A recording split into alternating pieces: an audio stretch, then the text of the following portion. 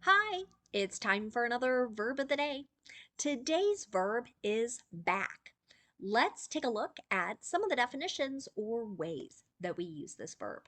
The first way you might hear back used is to mean to give support to someone or something. This support could be financial, it could be emotional, it could be some other type. And sort of connected to this, a second definition, to be in favor of. Okay, I'm going to group these two things together because I heard this verb being used a great deal recently in connection to the elections that we recently had. We call them our midterm elections here in the United States. So, some people were giving money to certain candidates or certain causes. They were financially supporting certain candidates. So they might say, I'm backing this person. And that would cover this financial support. Other people were giving their time, making phone calls, texting people, encouraging people to vote. That could be the same thing, this other support. They're giving their time. And then not only were we voting for candidates, but in some states there were certain measures, perhaps amendments to state constitutions, for example. Some people might describe being in favor of a particular amendment as saying, I back this initiative or this proposition. So again, heard this verb being used a great deal in the last few weeks. A third way we can use the verb back is to describe a group of people providing some musical accompaniment to a singer or to another type of musician. So sometimes you might think of like a single person, right, being a singer, but we know there are many members behind them, maybe playing the guitar, playing the drums, the piano, etc., to help with that performance. So they are backing that particular singer. A fourth way you'll hear back used is to mean to bet money on someone or something. So you can think of gambling here with this fourth definition. A fifth way you'll hear the verb back used is to describe walking, driving, or really any type of movement backwards. A sixth way you'll hear the verb back used is to mean to cover the back of an object. And someone might be covering this object in order to protect it, or it could be for decoration as well. You should know that back is a regular verb. To make the progressive form of this verb, all I'm going to do is add ing to form backing. The past tense and participle forms of this verb can be made by adding ed. Our base verb, back, ends in an unvoiced K sound. So my past tense ending here is going to make a T sound. It should sound like this: backed, backed. Okay. Now, today we're going to look and spend the majority of our time discussing the multitude of phrasal verbs that utilize our verb. And the first phrasal verb we'll discuss is to back away. Again, this means to retreat or move backwards. An example of this: they backed away from the deal to buy the business. Here's a simple past tense sentence, right? And this is sort of like someone changed their mind. They are not moving forward with the deal, they're going backwards. Another phrasal verb you might hear is to back down. This can have a couple different meanings. The first would be to retreat from a particular idea or a plan of action. So many people will use this when they're describing some type of conflict, maybe an argument. An example of this: that bully never backs down even when there are others supporting the victims. So here's a sentence in the simple present describing a habit or a routine, right? And here we have a person who never retreats from some type of conflict. They just continue on and on. A second way to use back down is to describe someone going down something backwards. An example of this: back down the ladder rung by rung. right? So here someone is using the imperative. They're giving a command. They're telling someone to sort of dismount or climb down from the ladder, what they need to do or how they need to move, right? Go down with your back facing that direction. The next phrasal verb we'll discuss is to back into. This means that someone or something is moving backwards into something else. An example of this: she backed the car into the garage. Right? Many people do this in order to park. Right? They will drive the car backwards into perhaps a garage or other parking space. She backed the car into the garage is another simple past tense sentence. The next phrasal verb we'll discuss is to back off.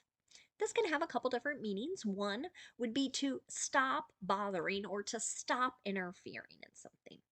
With this particular definition, it's very common to hear it used in the imperative to give a command. So you might hear somebody say, "Back off. I've got this," right? I don't need your help. Get away, is what is implied by that example sentence. A second way to use back off is to mean that someone is retreating, they're going back from a particular idea or plan of action. An example of this: legislators have backed off on their idea to raise taxes. In this sentence, have backed off is an example of the present perfect. So we don't know maybe exactly when they changed their mind here, but they are moving away from this particular idea. Few more phrasal verbs for us to discuss. The next one is to back out. This can also have a couple different meanings. So one might use this to move in reverse. An example of this: I backed out of the room when I saw the mess. Right? So here you might imagine someone kind of walking into a place and then going, "Oh, no, no, no, no," and walking back out without really turning around. So they're just moving their body in reverse. A second way to use back out is to mean to fail to keep a promise or to kind of fail to follow through with some type of arrangement. An example of this: several applicants have backed out due to the slow hiring process. Some companies are having this problem. They might get applicants for a particular position. They might start interviews, but things go slowly, and other people go, "Oh, no, I've already got a new job." So, have backed out is another present perfect example. The last phrasal verb we're going to discuss today is to back up. This can have a few different meanings. One, you commonly hear people use when they're driving a vehicle backwards. An example of this: he backed the truck up to the loading dock. Here's another simple past tense example. Back up, though, can also mean to support. An example of this: will you back me up if I raise these concerns with our manager? Right? So here I might be kind of asking, are you going to agree? Are you going to verbally say you agree and you support what I am suggesting? And this will you back me up is a simple future sentence. I might be asking someone to make a promise to me to follow through. And a third way you'll hear back up used is to mean to make a copy of data. So this is most connected to our phones, to computers, other forms of technology. So an example of this: have you backed up these files yet? Here's a yes or no question in the present perfect, right? We want to know if this task has been completed. Now, let's spend a little time looking at some words that are related to our verb back. And the first word we're going to look at is just the noun form of this word. So, the noun back has exactly the same spelling and exactly the same pronunciation. When I use the noun back, it can have a few different meanings. One would be to refer to the rear surface of our human body from the shoulders down to our hips, right? So this would be my back. I'm not doing the greatest job pointing to it, but I think you can follow. A second way we can, and I should, sorry, give you the example sentence here. My back is sore after lifting those boxes, right? So I'm describing, oh, I have pain there A second way to use the noun back is to refer to carrying a load or sort of bearing an imposition to someone. An example of this might be his boss has been on his back all week. So now this is not a literal thing. His boss has not climbed onto his shoulders and that area between his shoulders and him, but it sort of implies he's been asked to do a lot. Maybe he's been criticized. He's been dealing kind of with a difficult work environment.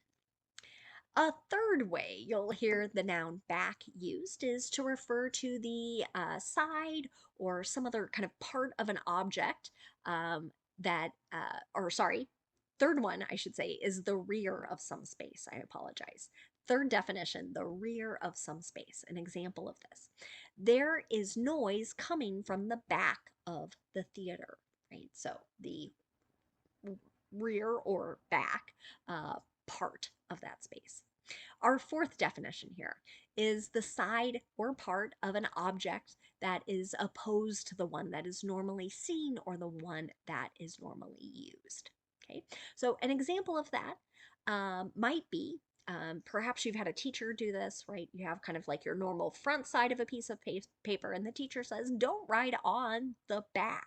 So that alternate side, the one maybe that is used less or not as easily seen. Now, the word back can also be an adjective.